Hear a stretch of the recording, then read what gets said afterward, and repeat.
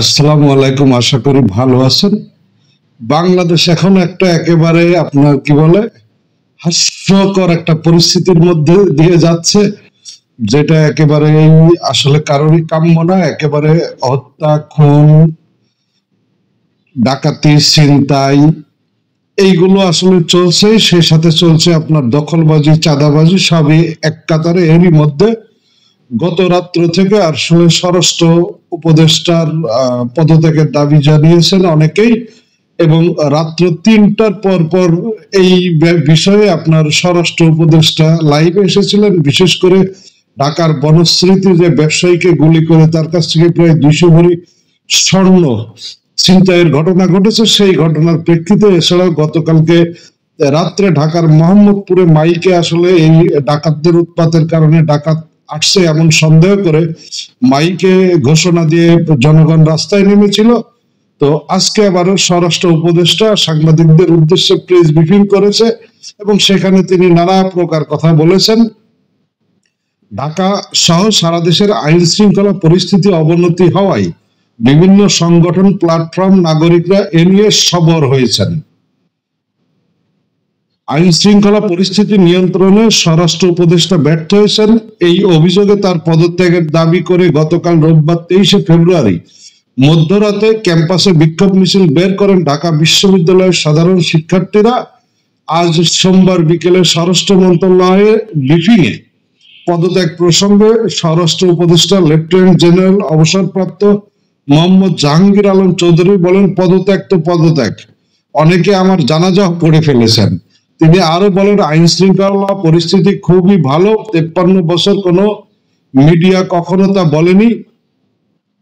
পরিস্থিতি আগের মতোই রয়েছে, তবে সন্তোষজনক ছোটখাটো ঘটনা ঘটছে। আইন শৃঙ্খলা পরিস্থিতি উন্নতি করতে বাহিনীগুলোকে নির্দেশ দেওয়া হয়েছে উল্লেখ করে মোহাম্মদ জাহাঙ্গীর আলম চৌধুরী বলেন, আজ রাতে দেখবেন পরিস্থিতি কি হয়।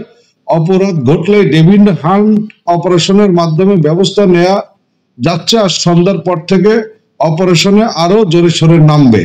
প্রেস ব্রিফিং এ প্রধান উপদেষ্টার প্রেস সচিব শফিকুল আলম বলেন, অপরাধ প্রবণ এলাকাগুলোতে যৌথ বাহিনীর টহল আরো বাড়ানো হবে, চেকপোস্ট বসিয়ে তল্লাশি করা হবে। মানুষের জানমালের নিরাপত্তার দায়িত্ব সরকারের। খুবই দ্রুত আইন শৃঙ্খলা পরিস্থিতি বিষয়ে দৃশ্যমান অগ্রগতি দেখা যাবে। তো এই হচ্ছে প্রেস ব্রিফিং। তার মানে ওনার যে পদত্যাগ চাচ্ছে, ওনার কাছে এটা কোনো একটা হাস্যকর মনে হয়েছে। ওনার যে স্বরাষ্ট্র উপদেষ্টার যেই ব্যর্থতা রয়েছে সেটা তিনি স্বীকার করতে নারাজ। অথচ দেশে একেবারে চরম একটা খারাপ অবস্থা বিরাজ করছে, চারিদিকে লুটপাট, খুন, চাঁদাবাজি, দখলবাজি, এইগুলো নিয়ে তাদের কোনো মাথা ব্যথা নাই। তিনি আরো উল্টা আপনার মিডিয়াকে ব্লেম দিচ্ছে যে গত ৫৩ বছরে কেউ এইভাবে মুখ খোলে নাই, এইভাবে কোনো কিছু বলে নাই। তো আসলে উনার যে পদত্যাগের দাবিতে আজকেও ঢাকা সহ দেশের বিভিন্ন জায়গায় মানুষ বিক্ষোভ মিছিল করেছে, মানববন্ধন করেছে।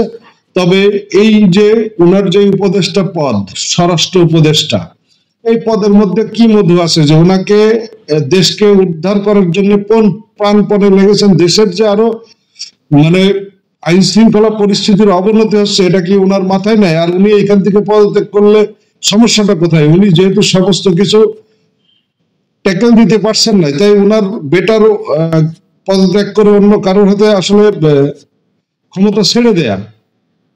তো জানি না যে ওনারা কি মধু পেয়েছে এই উপদেষ্টা পদের মধ্যে, যে ব্যর্থ হইলো সেখানে থাকতে হবে। দেশের মানুষের কি হইলো, দেশের সাধারণ জনগণ কি চিন্তা করছে, দেশের মানুষ কি চায়, এইগুলো নিয়ে তাদের কোনো চিন্তা ভাবনা নাই, তাদের কোনো মাথা ব্যথা নাই।